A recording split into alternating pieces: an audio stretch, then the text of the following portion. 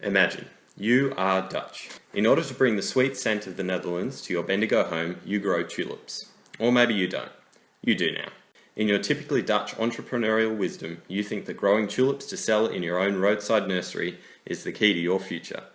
You have many eager customers lined up. You have been growing tulips your whole life, and now you simply want to expand to start making money. You should be able to do this on your own property, you say. Well, no.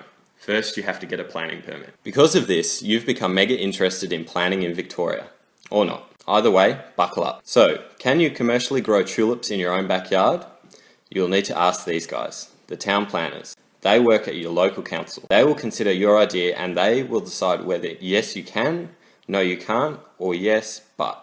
Most people imagine planners as this, but what planners really do remains a mystery to many people. Planners make a decision about development and land use using a combination of laws, guidelines, policies and systems. Collectively, these are the components of statutory planning. So what is urban planning? What does it mean for your fledgling business? Well, first you have to look at the big picture. Without proper planning, our cities and towns would be chaotic. So town planning is not new.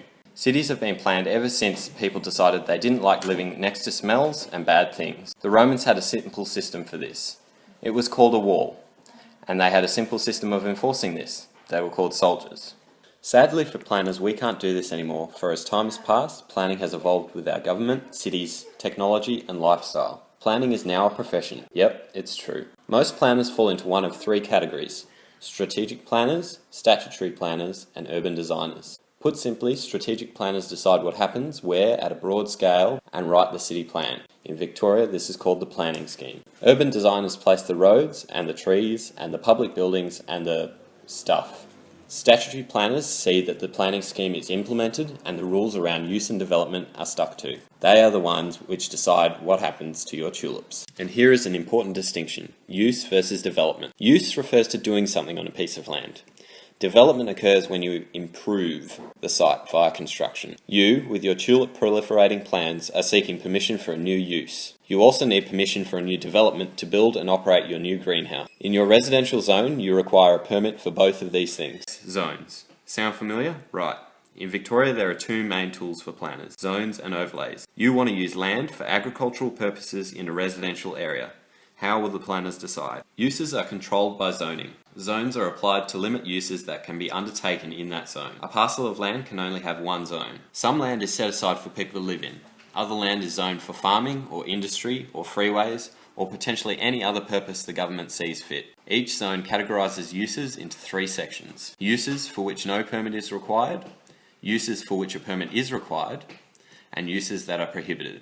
Also, overlays. Overlays are different from zones. An unlimited number of overlays can affect one land parcel.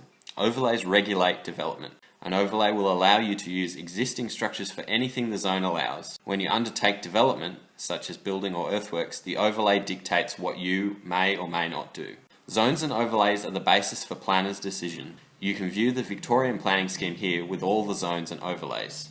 Planners must see that your plans meet the restraints and conditions laid out by the zone and overlays. If everything is just so, a planning permit will be issued. A planning permit is a legal document and cannot be changed without permission. Furthermore, it is tied to a property, not a person. So, if you decide to plant tulips elsewhere, you need to go back to the start. How to start this process? In Victoria, to acquire a permit you need to make an application. You go to your council office to pick up a form, or you download one from the web. Fill out the form, provide the information the planners request, and wait.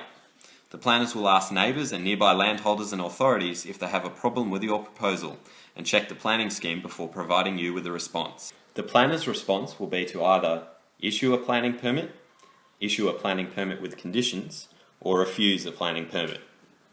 Now you have applied, supplied plans, and waited for 60 days. Your sound business and development acumen is rewarded with a planning permit for a greenhouse in which you can both indulge and exploit your wooden-shoed passion. Clop clop.